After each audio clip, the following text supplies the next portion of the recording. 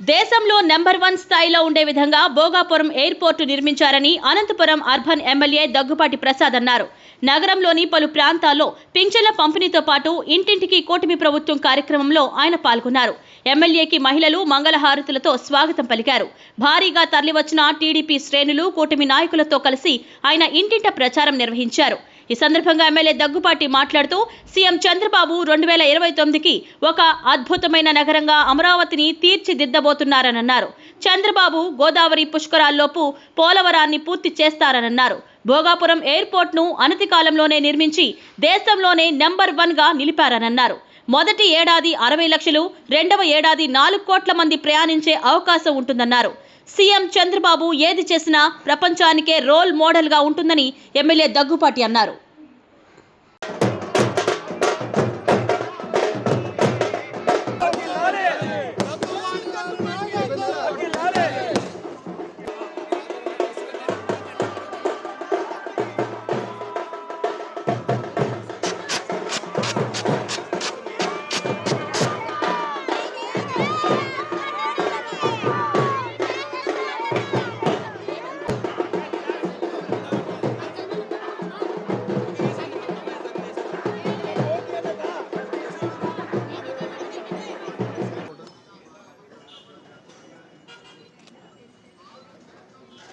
సరే okay sir చాలా మంది ఉన్నారు కదా పోవాలి చదువుకుంటావా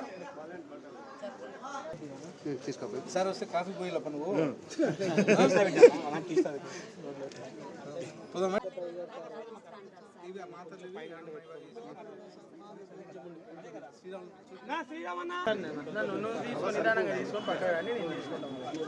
అయిపోయిందా అన్న అంతా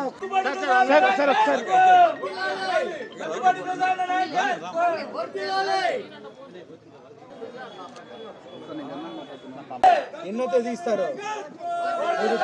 1వ తేదీ ఆదివారం అయితే ముందు రోజే ఇస్తారు, శనివారం ఇస్తారు.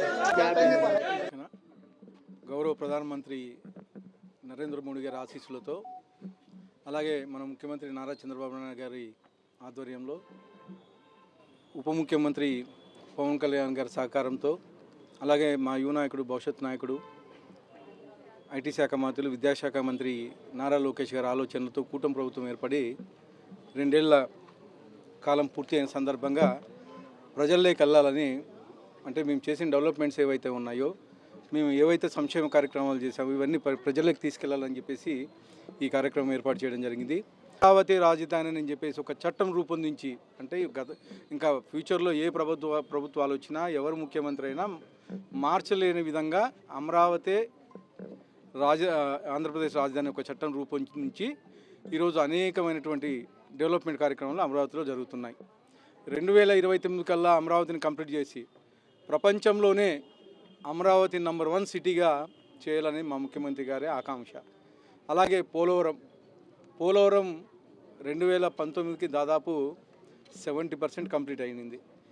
ఆ కంప్లీట్ అయిన దాన్ని మళ్ళీ 2019లో జగన్మోహన్ రెడ్డి అధికారంలోకి వచ్చిన తర్వాత అసలు పట్టించుకోకపోవడమే కాకుండా అలాగే వదిలేస్తే కాపర్ డ్యామ్ కొట్టుకెళ్ళి మళ్ళీ 1200 కోట్ల రూపాయలు అడిషనల్గా ఖర్చు పెట్టే పరిస్థితి.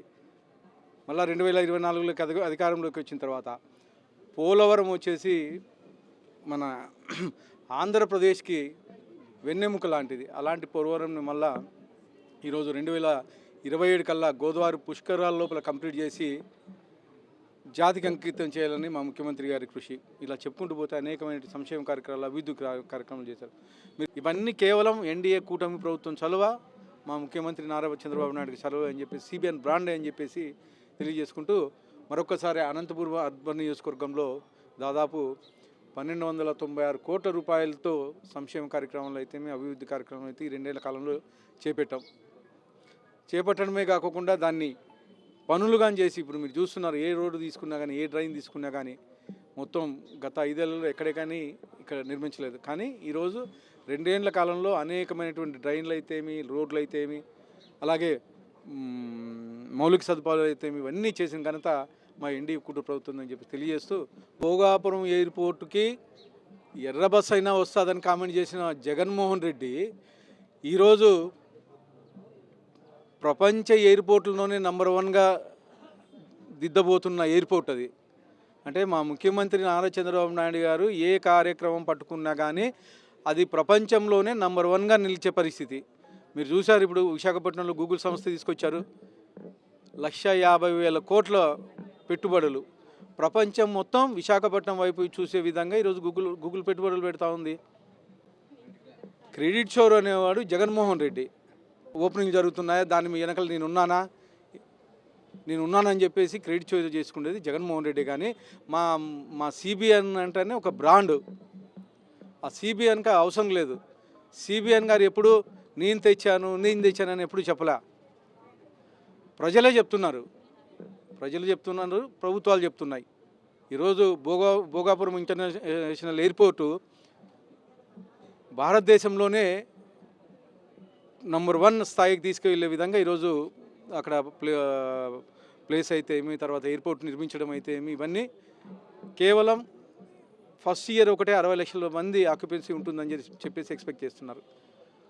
వచ్చే కాలంలో సంవత్సరానికి 4 కోట్ల మందికి పైగా, అంటే మన స్టేట్ జనాభా ఎంత అయితే ఉందో అంతమంది అక్కడ ట్రావెల్ చేస్తారని చెప్పేసి ఈరోజు మా ముఖ్యమంత్రి వర్యులు గర్వంగా ప్రారంభిస్తున్నారు. ఈరోజు గౌరవ ప్రధానమంత్రి గారి చేతుల మీదుగా ఈరోజు మా Bhogapuram international airport, Alluri Sitaramaraju airport ప్రారంభోత్సవ సందర్భంగా మా అనంతపురం అర్బన్ నియోజకవర్గ ప్రజల తరపున కృతజ్ఞతలు తెలియజేస్తున్నానని చెప్పి తెలియజేస్తున్నాను.